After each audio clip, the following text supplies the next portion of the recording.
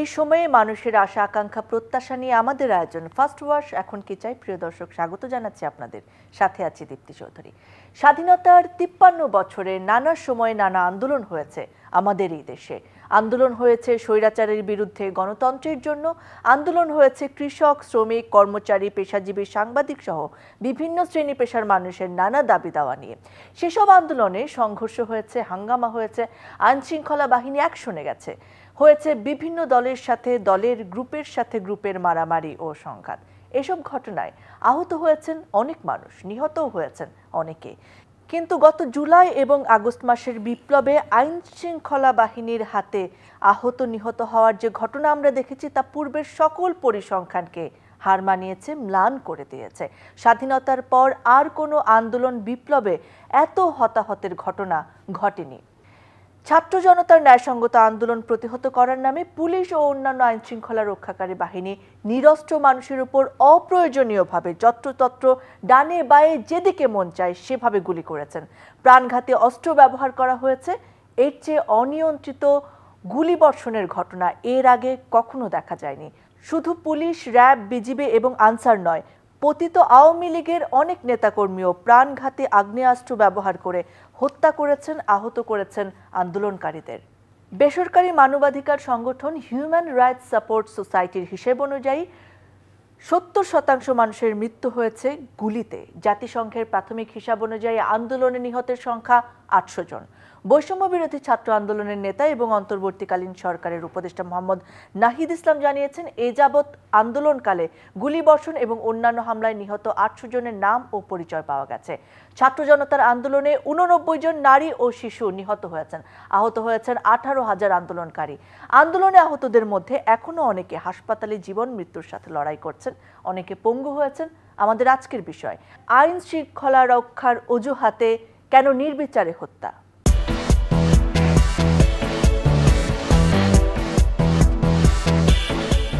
প্রিয় দর্শক, এই বিষয়ে কথা বলার জন্য আজকে স্টুডিওতে আমার সঙ্গে 3 জন অতিথি রয়েছেন। স্বাগত জানাতে চাই তাদেরকে। আমার সঙ্গে রয়েছেন জনাব খান সাঈদ হাসান, পিপিএম, অবসরপ্রাপ্ত ডিআইজি, বাংলাদেশ পুলিশ। স্বাগত জানাচ্ছি। আমাদের সঙ্গে রয়েছেন মোহাম্মদ ইব্রাহিম খলিল, তিনি সাবেক জেলা প্রশাসক এবং অবসরপ্রাপ্ত যুগ্ম সচিব। স্বাগত আপনাকে। আমাদের সঙ্গে রয়েছেন বৈষম্য বিরোধী ছাত্র আন্দোলনের অন্যতম সমন্বয়ক নাজিফা জান্নাত। স্বাগত আপনাকে। নাজিফা, আপনাকে দিয়ে শুরু করতে চাচ্ছি। আমরা যে ঘটনাগুলো টেলিভিশনে দেখেছি বা পত্রপত্রিকায় দেখেছি, কিংবা যেগুলো তখন দেখিনি এখন জানতে পারছি, সেই ঘটনাগুলো আপনারা সরাসরি প্রত্যক্ষ করেছেন যারা রাজপথে ছিলেন। আমরা দেখেছি পুলিশ, আনসার, বিজিবি ছাড়াও সরকারি পেটোয়া বাহিনীর যারা রয়েছেন তারাও অস্ত্র চালাচ্ছেন, গুলি করছেন।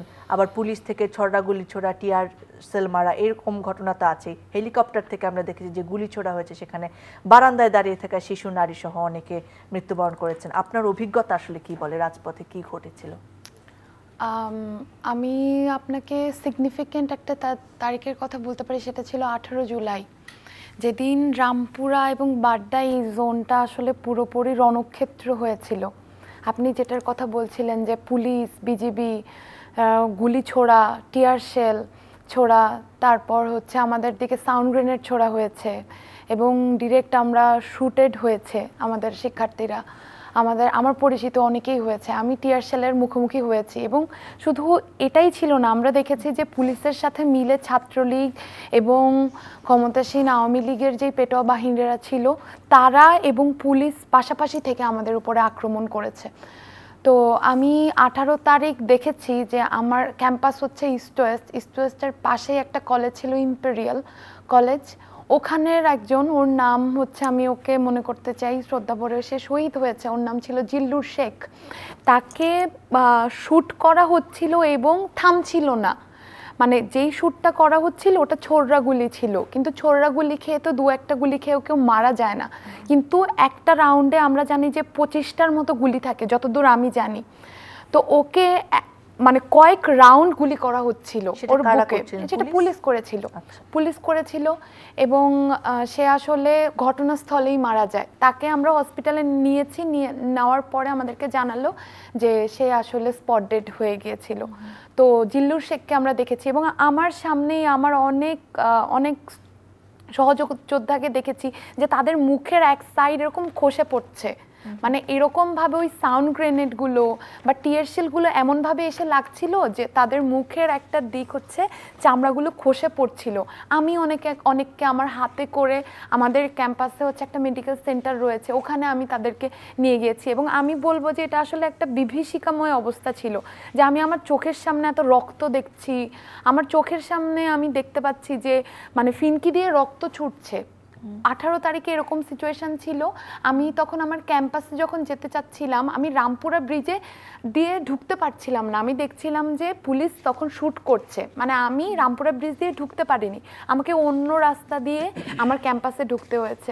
তো এইরকম ঘটনা দেখেছি। এবং আমার বন্ধু 19 তারিখের পরে যখন কারফিউ চলছিল, ও বাসা থেকে বের হয়েছিল, ওর থাকে বাড্ডা, ওই সময়টাতে ও বের হয়ে আসতে চাচ্ছিল পল্টনের আমাদের অন্য একটা জায়গায় ও আসতে চাচ্ছিল। তো আমি ওর মুখে শুনি যে ওকে হেলিকপ্টার থেকে তাকে গুলি ছোড়া হয়, যেটা একটা ওর গায়ে লাগে।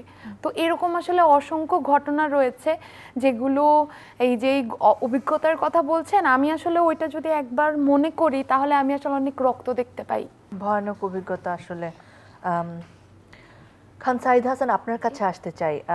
একটি কথা আপনাকে জানিয়ে, আপনি নিশ্চয়ই জানেন, এই কথাটি তুলে আসলে এখানে আসতে যে পুলিশের নবনিযুক্ত মহাপরিদর্শক মোহাম্মদ মাইনুল ইসলাম বলেছেন যে কতিপয় উচ্চাভিলাষী এবং অপেশাদার কর্মকর্তার কারণে এবং বল প্রয়োগের স্বীকৃত নীতিমালা অনুসরণ না করায় মানবাধিকার লঙ্ঘনের ঘটনা ঘটেছে। এ বিষয়ে আপনার মতামত কি? হ্যাঁ, আমার মতামত দেওয়ার আগে আমি দুটো আমার উচ্ছ্বাস আগে আর এবং আমার কষ্ট দুইটা প্রকাশ করে আমি করতে চাই। আই ফিল অ্যাশেম, আমি লজ্জাবোধ করি যে আমি একসময় যে বাহিনীতে কাজ করেছি, যে সার্ভিসে কাজ করেছি, পুলিশ সার্ভিস, সেই পুলিশ আসলে ধ্বংস হয়ে গেছে। এই জন্য আমি নিজেকে লজ্জাবোধ করি এবং আমি খুব অ্যাশেম ফিল করি। পাশাপাশি আমি আবার গর্ববোধ করি আমাদের সেই সমস্ত ছেলেমেয়েরা, আমার মেয়েটা এবং আমার ছেলেটা, ওরাও এটার সাথে সম্পৃক্ত ছিল। ছেলেটা বিশেষ করে, যে ছেলে দেশে আছে, আর মেয়েটা আমার বাইরে আছে, ও ওইখান থেকে ভিগারমেসার ছাত্রী, ওরা এটার সাথে, এই আন্দোলনের সাথে ওরা সরাসরি সম্পৃক্ত ছিল। সেই কারণে আমি একটু গর্ববোধ করি আর কি। তো যাই হোক, আমার অ্যাশেম, লজ্জাবোধ এবং গর্ববোধ দুটো নিয়েই আমি আপনার প্রশ্নের জবাব দিচ্ছি। ডেফিনেটলি আইজি যেটা বলেছে, মাইনুল ইসলাম সাহেব রাইট। তো উনি ঠিকই বলেছেন যে এটা মুষ্টিমেয় কিছু পুলিশ অফিসারদের অতি বাড়াবাড়ি অথবা অতি, তারা আসলে ডেসপারেট হয়ে গিয়েছিল এবং তারা মনে করছিল যে এটার আর কোনো পরিবর্তন হবে না। এটা রাজতন্ত্রের ক্ষেত্রে যে জিনিসটা হয় আর কি, রাজা যেটা বলেন সেটাই আইন, এবং রাজার আদেশ পালন করলে ওইটা নিয়ে কোথাও কোনো জবাবদিহি করতে হয় না। এরকম একটা মানসিকতা গত 15 বছরে কিছু পুলিশ অফিসারদের মধ্যে পতিত হয়ে গিয়েছিল, এবং তাদের সাথে তাল মিলাতে যে অন্যরা ইচ্ছায় হোক অনিচ্ছায় হোক এই কাজগুলো করে ফেলেছে। তো ডেফিনেটলি এটা গর্হিত কাজ হয়েছে। আর যেটা ওই যে বললেন, সেটা তো আমি যতগুলো ভিডিও দেখেছি সবগুলো ভিডিও তো দেখা হয়নি, বাট যেগুলো ভাইরাল হয়েছে এক বাক্যে বলে দেওয়া যায় যে এটা পুলিশের যে কাজটা হয়েছে শুধু বাড়াবাড়ি না, এটা জাস্ট একটা ক্রিমিনাল অফেন্স হয়েছে, এটা ফৌজদারি অপরাধ করেছে। কারণ গুলি করার বিষয়টা হলো, পুলিশ তখনই গুলি করতে পারবে, এবং শুধু পুলিশ না, এটা যে কোনো ব্যক্তি যার লাইসেন্সকৃত অস্ত্র আছে তারও কিন্তু এই ক্ষমতাটা দেওয়া আছে তাকেও, যে নিজের এবং অপরের জীবন রক্ষার জন্য শুধুমাত্র সে গুলি করতে পারে। তো আমরা ভিডিওতে সেটা দেখেছি, সেটা পুলিশ বলেন, র্যাব বলেন, বিজিবি বলেন, ইভেন আমি আর্মিকেও দেখলাম একজন ম্যাজিস্ট্রেটের সাথে, তাদের যে অ্যাকশনগুলো আমি ভাইরাল হয়েছে তাদের দেখেছি, এটা চোখ বন্ধ করে বলে দেওয়া যায় যে এটা ক্রিমিনাল অফেন্স হয়েছে। মানবাধিকার লঙ্ঘন তো অনেক পরের কথা, আপনি জীবনহানির চেয়ে তো বড় মানবাধিকার তো কিছু হতে পারে না। যে মানবাধিকার লঙ্ঘনের চেয়ে অনেক বড় অপরাধ এরা করে ফেলেছে, যেটা জাস্ট কিল বা মার্ডার বলতে পারেন আপনি। এখন সেটা কিভাবে কোন আইনে কিভাবে হবে ওটা ব্যাখ্যা করতে গেলে অনেক সময় লাগবে, কিন্তু এটা যে মার্ডার হয়েছে এবং এটা যে মানে খুন হয়েছে আর কি যেটাকে বলি, এটার মধ্যে কোনো সংশয় নেই, সন্দেহ নেই। কোনো বিবেচনাতেই আমরা যেগুলো দেখেছি, গুলি করার মতো কোনো সিচুয়েশন ছিল না এবং গুলি করা যায় না ওইখানে। আচ্ছা, আপনার কাছে নিশ্চয়ই ব্যাখ্যাটার আমাদের সময় আছে, আসলে এটা নিয়ে কথা বলার জন্যই তো বসেছি। আমরা নিশ্চয়ই শুনবো আসলে এটার শাস্তি কি হবে বা এটার প্রতিকার কি হতে পারে। আমি জনাব ইব্রাহিম খলিল আপনার কাছে আসতে চাই। এই যে এরকম একটা সিচুয়েশন হলো আমরা নাজিফার কাছে শুনছিলাম আসলে, যেন দেশে যুদ্ধাবস্থা চলছে আসলে প্রতিহত করার, এই যে হত্যাকাণ্ড, পুলিশ বিজিবি যাদের আসলে কাজ হচ্ছে জানমালের রক্ষা করা, জনগণের হয়ে কাজ করা, তারা যে এভাবে জনগণের শত্রুর মতো করে তাদেরকে বিপক্ষ বাহিনী বলে এরকম হিংস্র আক্রমণ করলো, এটা দায়টা আসলে কে নেবে?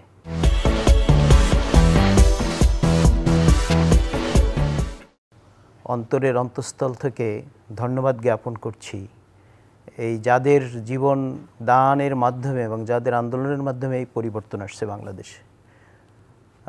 নতুন স্বাধীনতা, আমার 3টা মেয়ে তারা এই স্বাধীনতা উদযাপন করেছে। তারা 3 তারিখ 4 তারিখ রাতে তারা ওই রাস্তায় লিখনে অংশগ্রহণ করেছে। এরকম বহু ছেলে মেয়ে আমাদের চারিপাশে তারা, এবং এদের মধ্যে অনেকে আহত হয়েছে, নিহত হয়েছে। আমার বাসাও এই রামপুরার কাছে। তা আমি সকলের প্রতি শ্রদ্ধা জানাচ্ছি। আমি একজন সরকারি কর্মকর্তা ছিলাম। এই ঘটনা দেখে জনাব সাইদ হাসান খানের মতো আমিও আসলে লজ্জাবোধ করি। আজকে আমাদের ফার্স্ট অ্যানিভার্সারি। Happy anniversary. ও শিজ, এখন কি হবে? এখন হবে ফার্স্ট ওয়াশের 10 মিনিটস পাওয়ার ওয়াশিং এর ম্যাজিক। ফার্স্ট ওয়াশ ডিটারজেন্ট পাউডারের মাল্টি বুস্টার কাপড়ের যে কোনো দাগ ময়লাকে নিমেষে দূর করে এবং কালার গার্ড কাপড়ের রঙকে রাখে নতুনের মতন। সম্পর্কের রং থাকুক ফার্স্ট ডের মতন নতুন। আর জামা কাপড়ের জন্য ফার্স্ট ওয়াশ তো রয়েছেই, সাদার আরেক নাম ফার্স্ট ওয়াশ ডিটারজেন্ট পাউডার। লজ্জা লাগে যে আমাদের সরকারি দপ্তরে কর্মরত ব্যক্তিদের কার্যক্রম দেখে আমরা আশ্চর্য হই যেটা তারা করতে পারে কিনা। বেসিক্যালি এই যে পুলিশের যে অ্যাকশন বা আমরা যে প্রতিহত করার যে বিষয়গুলো, এখানে কিন্তু আইন আছে, আইন দ্বারা নিয়ন্ত্রিত। আমি একটা কথা বলতে চাই, আমরা এখনও যে আইন দ্বারা পরিচালিত হচ্ছি, এই আইন কিন্তু সেই ব্রিটিশ আমলের গড়া আইন। আমরা 1947-এ স্বাধীন হয়েছি একবার, কিন্তু আমাদের আইন পরিবর্তন হয় নাই। আমরা 1971-এ স্বাধীনতার পরে প্রস্তাব এসেছিল যে একটি বিপ্লবী সরকার হবে, বিপ্লবী সরকার হবে এবং সেই বিপ্লবী সরকার দেশের আইন কানুন নতুন করে তৈরি করবে, তারপরে স্বাধীন দেশের কার্যক্রম শুরু হবে। কিন্তু তখনকার স্বাধীনতার যিনি নায়ক, তিনি এই বিপ্লবী সরকারের পক্ষে থাকেননি। তিনি সরকার গঠন করেছেন এবং প্রচলিত আইনের মধ্যে ইস্ট পাকিস্তান যেখানে লেখা, সেখানে বাংলাদেশের সিল দিয়ে সেই আইনগুলো দ্বারা আমাদের দেশ পরিচালিত হয়েছে। এটা আমাদের জন্য অনেক দুঃখজনক একটি ঘটনা, কারণ যে আইন দ্বারা উপনিবেশিক শাসন ব্যবস্থা পরিচালিত হয়েছে, সেই আইন দ্বারা আমরা স্বাধীন দেশ পরিচালনা করছি। এটা কিন্তু আমাদের জন্য বিশাল একটি দুর্বলতা। এখন পর্যন্ত আমাদের দেশের স্বাধীন দেশের উপযোগী করে কোনো আইন, অনেক আইনই তৈরি করা হয় না। পুলিশ রেগুলেশন অফ বেঙ্গল 1943 সনে এইটা তৈরি করা হয়েছে। সিআরপিসি 1861-তে সেই আইন আমরা একটু সংশোধন করে অ্যামেন্ডমেন্ট করে সেই আইন দ্বারা আমরা এখনো চলছি। টোটাল পুলিশের, হ্যাঁ আমি বলবো সেই আইনগুলো যে একেবারে সব বাতিলযোগ্য তা নয়, সেই আইনের মধ্যে অনেক ভালো জিনিস আছে, সেগুলো আমরা উপাদান হিসেবে নিতে পারি। আমাদের স্বাধীন দেশের উপযোগী করে আমরা আমাদের পুলিশকে গঠন করার জন্য আমরা আইন করতে পারি, বা আমাদের অন্যান্য ডিপার্টমেন্ট, কিন্তু সেটা কিন্তু এখনও হয়নি। যাই হোক, এই পুলিশ যে অ্যাকশনগুলো করেছে, এটাকে আইন দ্বারা নিয়ন্ত্রণ কোনোভাবেই বলা যায় না। আচ্ছা, আইন দ্বারা নিয়ন্ত্রণ কোনোভাবেই বলা যায় না, কারণ সে পুলিশের আমি ডিস্ট্রিক্ট ম্যাজিস্ট্রেট ছিলাম। ম্যাজিস্ট্রেট হিসেবে পুলিশের কার্যক্রমের সাথে আমাদের ওতপ্রোতভাবে জড়িত থাকতে হয়। কোনো প্রসেশন বা কোনো সমাবেশ বন্ধ করার জন্য প্রক্রিয়া আছে, পিআরবিতে আছে, সিআরপিসিতে আছে। এইগুলোকে ফলো করে আমাদের কার্যক্রম, এই ম্যাজিস্ট্রেট বা পুলিশ তাদের অ্যাকশন নিতে হবে। এখানে ফায়ার আর্মস ব্যবহার করা তো অনেক অনেক পরের কথা। এই দায়টা আসলে কার তাহলে? যে সরকার চলে গেল তাদের, নাকি পুলিশ বাহিনীকে, বিজিবি বাহিনীকেও এই দায়? এটা আমি উভয়েরই দায়, সরকারেরও দায় আর যারা বাহিনীর তাদেরও দায়। বাহিনীর দায়টা হলো যে পুলিশ কর্মকর্তা হিসেবে অথবা একজন সরকারি কর্মকর্তা হিসেবে আমি আইন দ্বারা পরিচালিত হব। আমি আইনের বাহিরে অন্য কোনো কিছু দ্বারা পরিচালিত হতে পারি না, ব্যক্তি দ্বারা হতে পারে না। রাষ্ট্রপ্রধানও যদি আমাকে বেআইনি আদেশ দেন, আমি সেই আইন পালন করতে বাধ্য নই। ঠিক আছে, এইটা প্রত্যেক সরকারি কর্মকর্তার মধ্যে সেটা থাকা দরকার। কিন্তু দুঃখজনক যে আজকের এই যে পতিত সরকার, সে এমন একটি ব্যবস্থা তৈরি করেছে, আমাদের সমস্ত ইনস্টিটিউশনগুলোকে এমনভাবে ভেঙে দিয়েছে যেখানে আমি ওই যারা কাজ করছে তারা এখানে আইনকে তোয়াক্কা করছে না, তারা করেছে ওই একজনেরই সন্তুষ্টি। আমরা শুনেছি এরকম কথা যে আমাদের ওই একটা ঘটনা ঘটলে থানার ওসি বলে যে প্রধানমন্ত্রী যদি আমাদেরকে নির্দেশ দেয় তাহলে আমরা এই কাজটা করব, আসামিকে ধরবো বা আসামিকে অ্যারেস্ট করব। প্রধানমন্ত্রীর তো এখানে ইনভলভ হওয়ার সুযোগই নাই। একটা আইন শৃঙ্খলা যদি অবনতি ঘটে সেখানে প্রধানমন্ত্রী ইনভলভ হওয়ার কোনো সুযোগই নাই। সেখানে পুলিশের থানার ওসি, তার উপরে একজন এসপি যাকে আমরা এডিসি বলি, মেট্রোপলিটন এলাকায় এডিসি বলি, তার উপরে পুলিশ সুপার বা ডিসি, এইরকম। প্রধানমন্ত্রী তো অনেক দূরের কথা, কিন্তু মানে কিরকম একটা অর্গানাইজেশনাল ডিস্ট্রয় করা হয়েছে। অর্থাৎ যে পরিস্থিতিতেই হোক, যদি কোনো ব্যক্তির কথাকে আইনের ঊর্ধ্বে স্থান দিয়ে থাকে তাহলে সেটা আইন শৃঙ্খলা বাহিনীকে এর দায়টা নিতে হবে। শুধু আইন শৃঙ্খলা সবাইকে সেই দায়টা দিতে হবে। শুধু আইন শৃঙ্খলা বাহিনীর কথা বললে হবে না, অন্যান্য সকল ডিপার্টমেন্ট সবাইকে নিতে হবে। অবশ্যই নিতে হবে। এখানে আপনি যে এই যে ঘটনাগুলো ঘটছে এর সাথে পুলিশের দায় কেন? আমি ডিস্ট্রিক্ট ম্যাজিস্ট্রেট বলছি যে প্রত্যেক জেলা প্রশাসকের দায় আছে এখানে। প্রত্যেক জেলা প্রশাসকের, ডিস্ট্রিক্ট ম্যাজিস্ট্রেট তার দায় আছে। প্রত্যেকটা কিলিং এর পরে আইন অনুযায়ী এক্সিকিউটিভ ইনকোয়ারি হতে হবে, এবং সেটা যদি একজন ম্যাজিস্ট্রেটের উপস্থিতিতে হয় তাহলে একজন এডিএমকে নিয়োগ করতে হবে এক্সিকিউটিভ ইনকোয়ারির জন্য।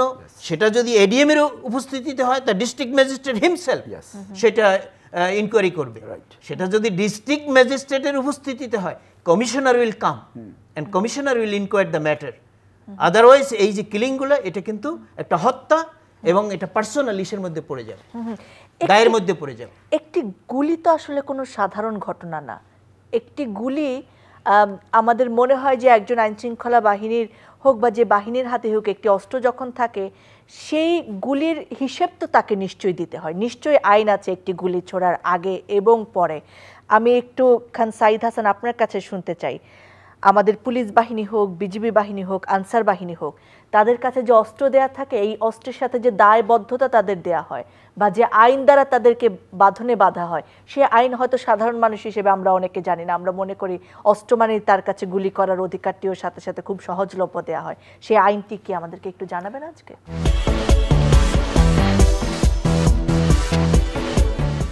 আচ্ছা, আইনটা আমি ইব্রাহিম খলিল সাহেব যেটা বলেন ওর ধারাবাহিকতাতেই বলি যে পুলিশের ইয়ে থেকে, বন্দুক থেকে, বা পুলিশ না, মানে একটা সিভিল সোসাইটিতে যদি ওই সময় যুদ্ধ অবস্থা না থাকে, একটা সিভিল সোসাইটিতে যে কোনো ল এনফোর্সিং এজেন্সির ব্যারেল থেকে একটা গুলি বের হয়ে যাওয়া মানে ওটাকে জাস্টিফাই করতে হয় যে এইটা গুলিটা জাস্টিফাইড, মানে এটা যথার্থ ছিল কি না। যথার্থ কখন হবে?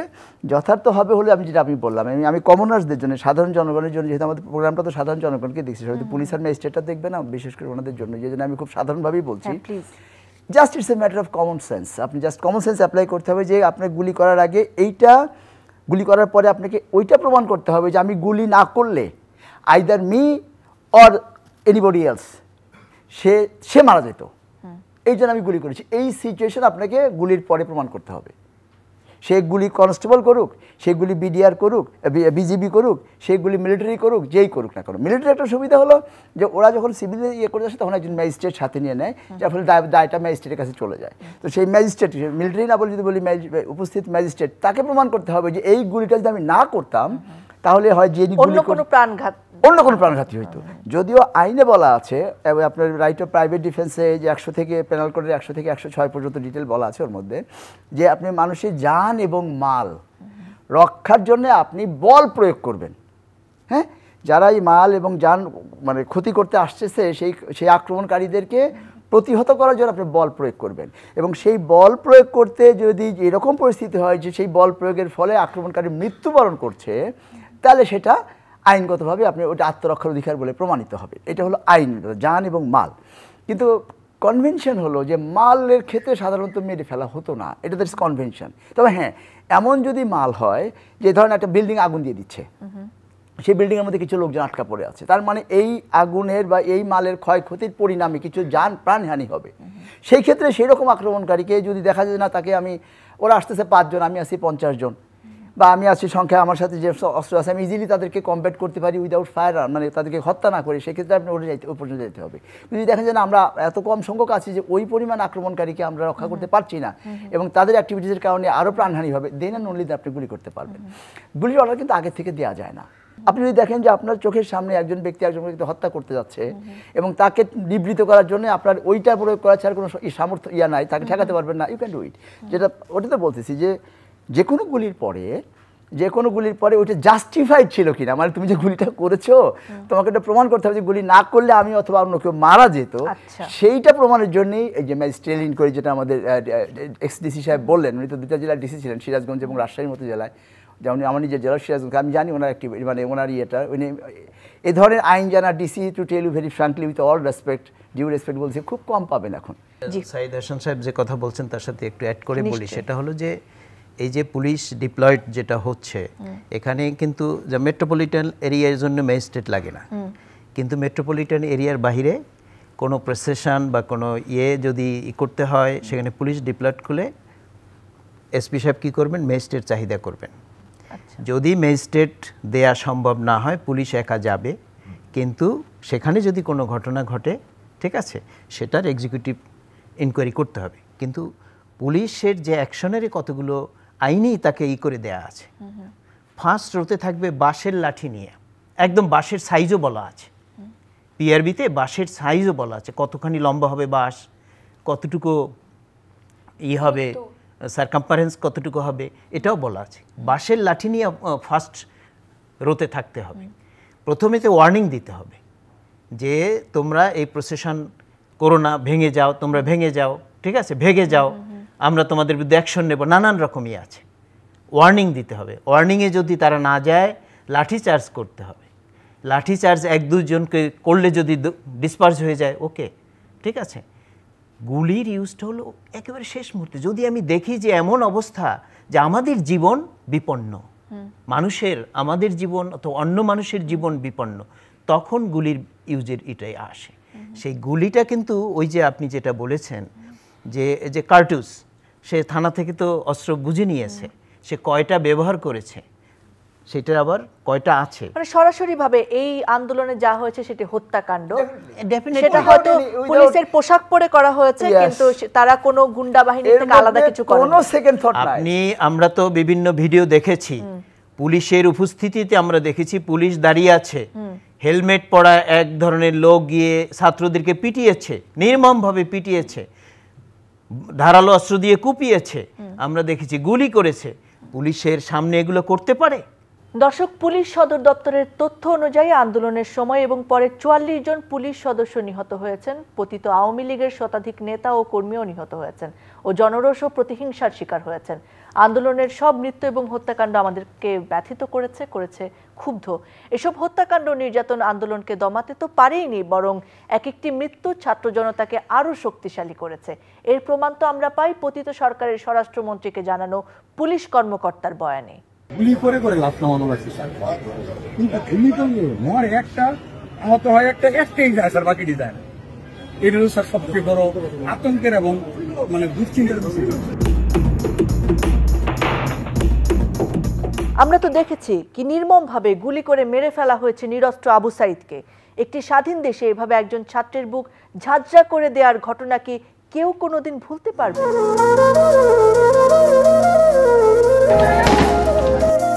গুলি খাইছে একটা।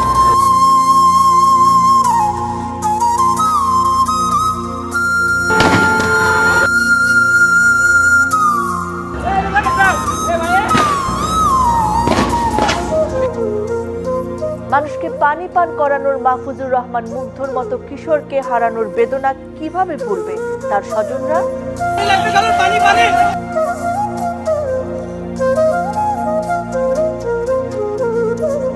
পুলিশের আর্মড পার্সোনাল ক্যারিয়ার থেকে অর্ধমিত্র ইয়ামিনকে রাস্তায় ছুঁড়ে ফেলার দৃশ্য দেখেছে সারা পৃথিবীর মানুষ।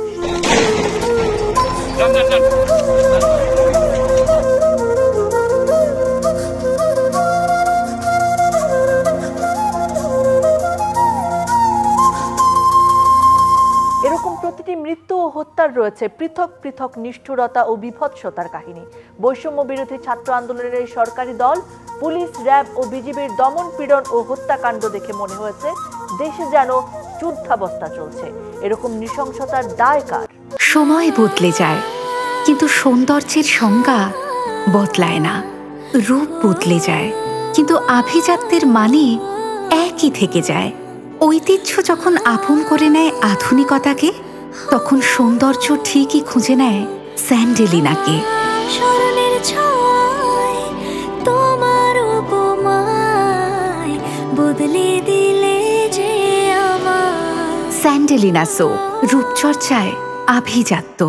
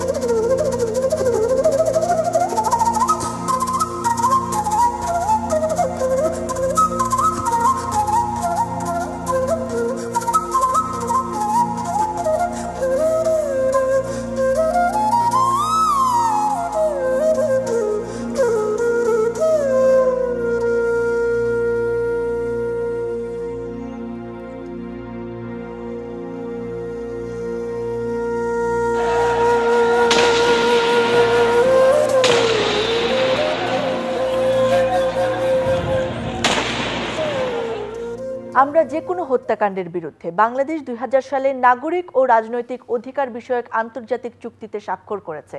এই চুক্তির 6-এর 1 ধারায় বলা হয়েছে, প্রত্যেক মানুষের বাঁচার সহজাত অধিকার রয়েছে। এই অধিকার আইনের দ্বারা রক্ষিত হবে। কোনো ব্যক্তিকে খেয়াল খুশি মতো জীবন থেকে বঞ্চিত করা যাবে না। জুলাই আগস্ট 2024-এর আন্দোলনে খেয়াল খুশি মতো গুলি চালিয়ে ও অন্যান্য উপায়ে মানুষের জীবন কেড়ে নেওয়া হয়েছে, যা স্পষ্টত মানবাধিকারের লঙ্ঘন এবং নাগরিক ও রাজনৈতিক অধিকার বিষয়ক আন্তর্জাতিক চুক্তিরও লঙ্ঘন। এসব নির্মমতা ও হত্যাকাণ্ড শুধু পৃথিবীর নিয়মেই নয়, ধর্মীয় দৃষ্টিতেও গর্হিত অপরাধ। চলুন এই বিষয়ে কি বলেন আমাদের ধর্মগুরু, ইমাম ও পুরোহিতরা, শুনে আসি।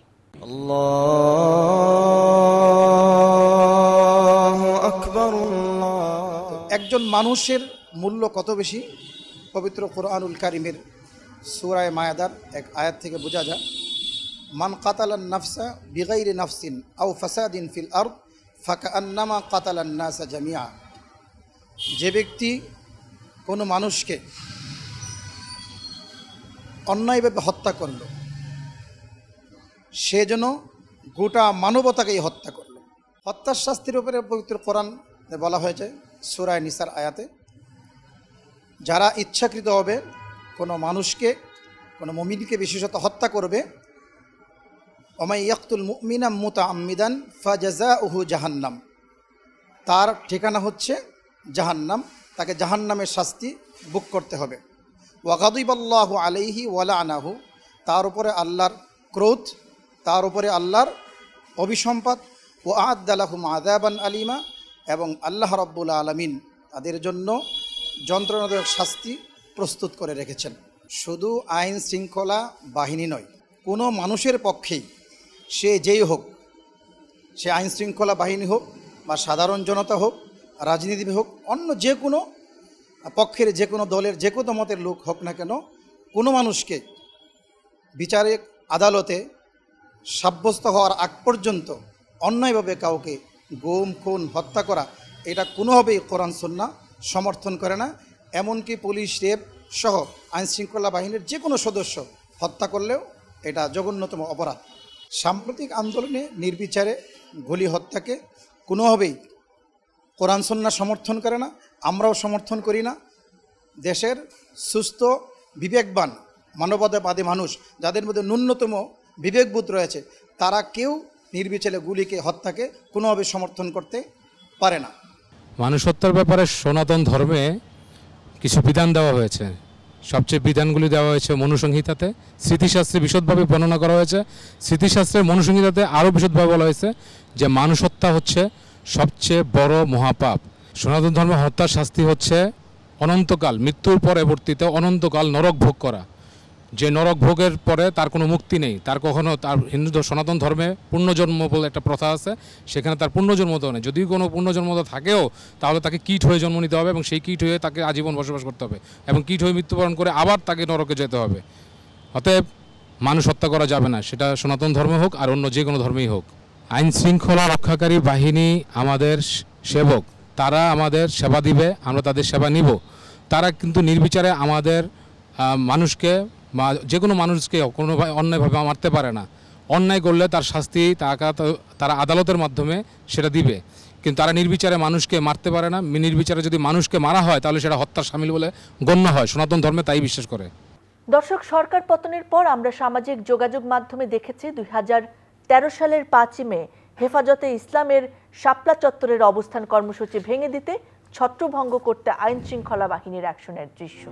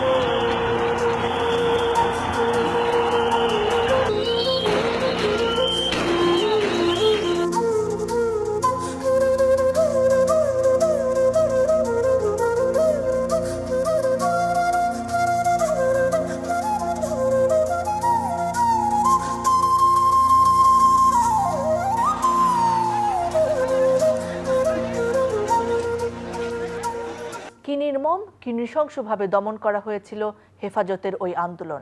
গুলি করে পিটিয়ে হত্যা করা হয়েছিল মানুষকে। সেদিন কত মানুষকে মারা হয়েছিল তার সংখ্যা আমরা জানি না। যথাযথভাবে তদন্ত করে ওই হত্যাকাণ্ডের প্রকৃত তথ্য প্রকাশ ও হত্যাকারীর বিচার চাই আমরা। আজকের মতো ফার্স্ট ওয়াশ এখন কি চাই শেষ করব, তবে অনেকগুলো প্রশ্ন আপনাদের মনে যেমন রয়েছে তেমনি রয়েছে আমাদের মনে। এই বিষয়টি নিয়েই কথা হবে আগামী পর্বে। আপনাদের সকলকে দেখার আমন্ত্রণ জানিয়ে আজকে বিদায় নিচ্ছি।